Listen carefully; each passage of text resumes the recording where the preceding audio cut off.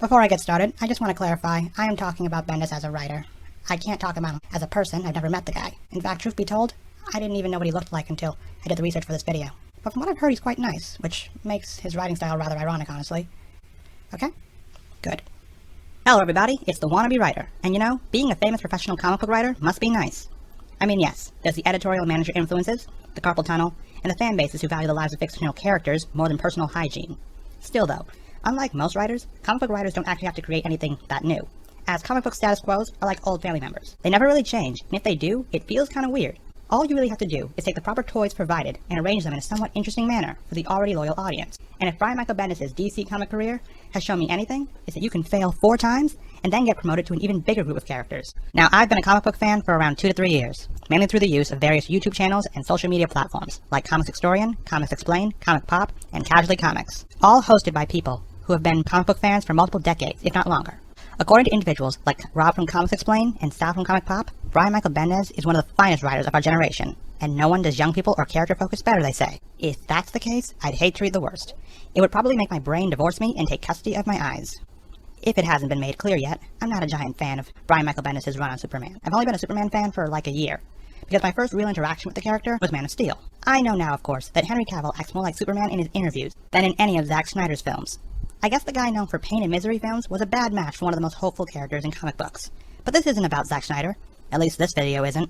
So, as a comic book fan, I knew that eventually I was going to hit that phase where a character I liked was written incorrectly. But goodness gracious, this was just unacceptable. Inside a Hoover vacuum, floating in the void of space, Bendis' Superman stories are just weird. And not in a fun way, a nonsensical one. But with the knowledge of the characters, and the prior run by Peter J. Tomasi that came before, it adds a level of insulting and inspiration to the reactionary reading mix. The necessity of comic book canon is a tricky thing to explain. A good comparison is having your cell phone when driving in a car.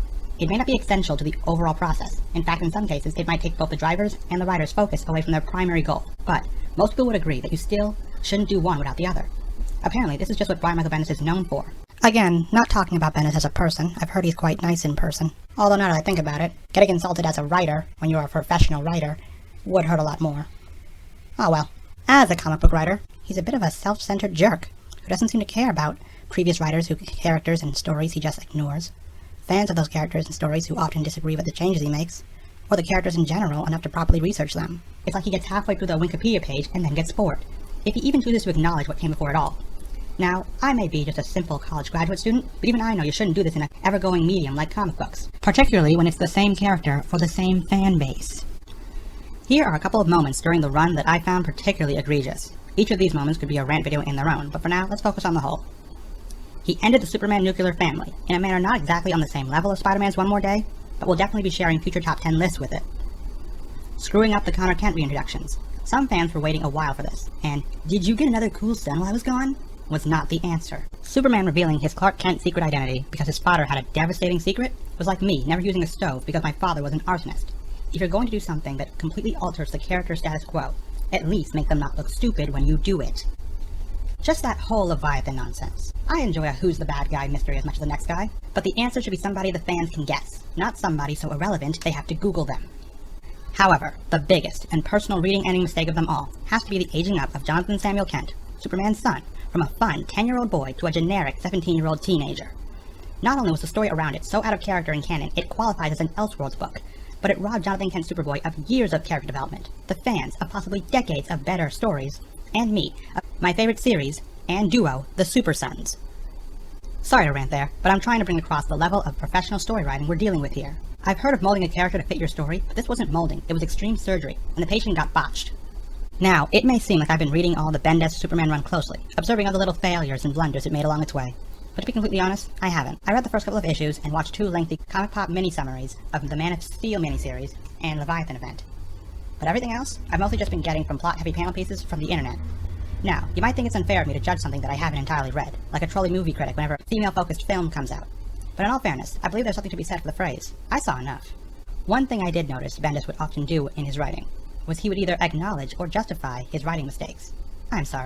Decisions within the narrative. With characters acknowledging decisions he made them do, and saying things like, "I could have handled that better," or "I wish we hadn't had to do that," or even, "This is actually for the best and I'm so happy with this change." No. If you steal my dog and try to replace it with a new one while still claiming it's my dog, Admitting that it was a mistake ain't gonna make me suddenly like or agree with this new dog, or read about its adventures. Particularly, if said dog napper could return the original at any time. Hang on, writer, you might ask. If the protagonist and plot points turned out to be different than you were expecting, that's a subversion of expectations. Isn't that a good thing?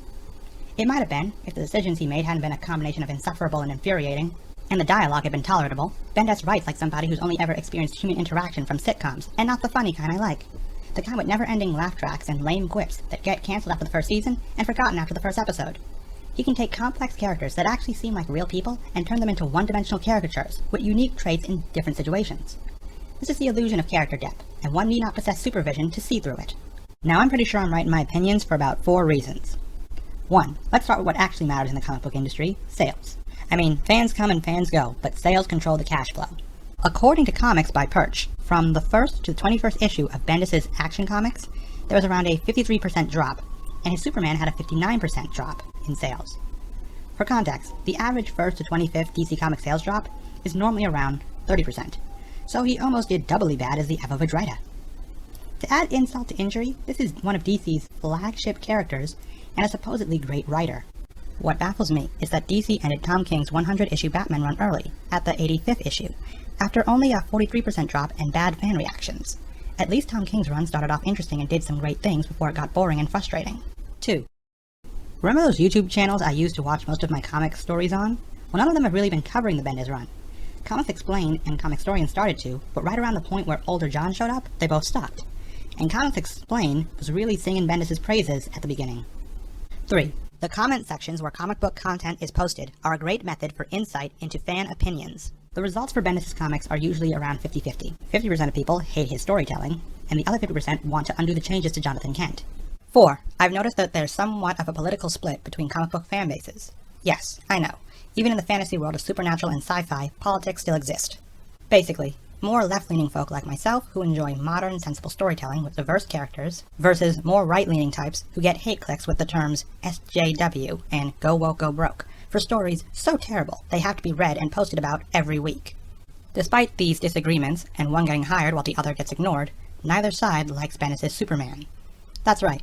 He was so bad, he got 2 sides of a political fan spectrum to agree on something. At the time of writing, the Bendis Superman run has officially ended, leaving many fans shouting to the heavens in joy and praying for retcons. DC has relaunched again somewhat with its new Infinite Frontier era, in which Johnathan Kent doesn't seem to be a teenage Superboy anymore.